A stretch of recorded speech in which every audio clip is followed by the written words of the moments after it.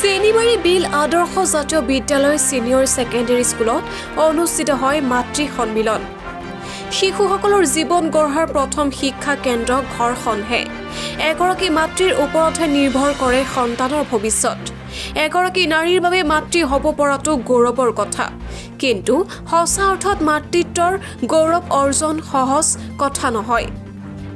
গৌৰৱৰ কথা হ'ল সন্তানক সৎ আদৰ্শৱান সুনাগৰিক হিচাপে গঢ়ি তুলিব পৰাটোহে। নগাঁও জিলাৰ গ্ৰাম্য অঞ্চল চেনিমাৰী বিল স্থিত এক আগশাৰীৰ ব্যক্তিগত খণ্ডৰ শিক্ষানুষ্ঠান হৈছে চেনিমাৰী বিল আদৰ্শ জাতীয় বিদ্যালয় ছিনিয়ৰ ছেকেণ্ডেৰী স্কুল। শিক্ষানুষ্ঠান প্ৰাংগণত যোৱাকালি অনুষ্ঠিত হয় মাতৃ সন্মিলন, য'ত বৃহত্তৰ অঞ্চলৰ কেইবা শতাধিক আই মাতৃয়ে অংশগ্ৰহণ কৰে। সন্তানৰ চৰিত্ৰ গঠন তথা ভৱিষ্যত গঢ়াৰ ক্ষেত্ৰত এগৰাকী মাতৃৰ ভূমিকা শীৰ্ষক আলোচনা কৰা হয় এই মাতৃ সন্মিলনত। উল্লেখযোগ্য যে চেনিমাৰী বিল আদৰ্শ জাতীয় বিদ্যালয় ছিনিয়ৰ ছেকেণ্ডেৰী স্কুলত আছে সুদক্ষ প্ৰশিক্ষণপ্ৰাপ্ত শিক্ষক শিক্ষয়িত্ৰী। বৰ্তমান 2025-26 শিক্ষাবৰ্ষৰ বাবে উক্ত শিক্ষানুষ্ঠানত নামভৰ্তিৰ প্ৰক্ৰিয়া আৰম্ভ হৈছে।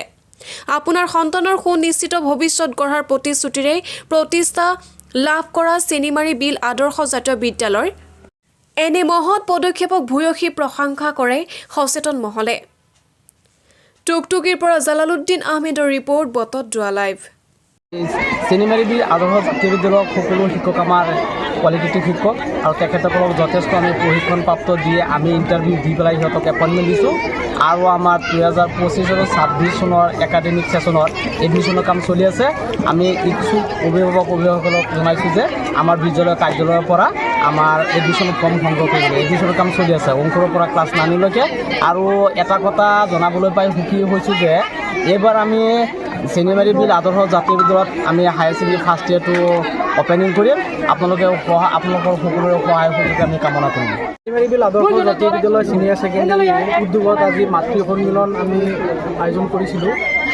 যিহেতু আপোনালোকে জানে আমাৰ এই অতিকৈ পিছপৰা অঞ্চলৰ মাতৃসকলক যদি আমি এইখন সভাৰ উদ্দেশ্য আছিল মানে পিছপৰা অঞ্চলৰ মাতৃসকলক মাতি আনি আমি সজাগতা সৃষ্টি কৰি শৈক্ষিকভাৱে ল'ৰা ছোৱালী কেনেকৈ আগুৱাই লৈ যাব পাৰে সেইখিনি আছিল আজিৰ সভাৰ মূল উদ্দেশ্য। আজি আপুনি গম পাইছে বহুত মাতৃসকলে আহি আমাক সঁহাৰি জনাইছে, আমি বহুত আনন্দিত হৈছোঁ। অনাগত দিনত এনেকুৱা মাতৃ সন্মিলন পাতি আৰু ডাঙৰকৈ পাতিম বুলি আমি আজি এইখন ইয়াৰ পৰা সিদ্ধান্ত লৈছোঁ।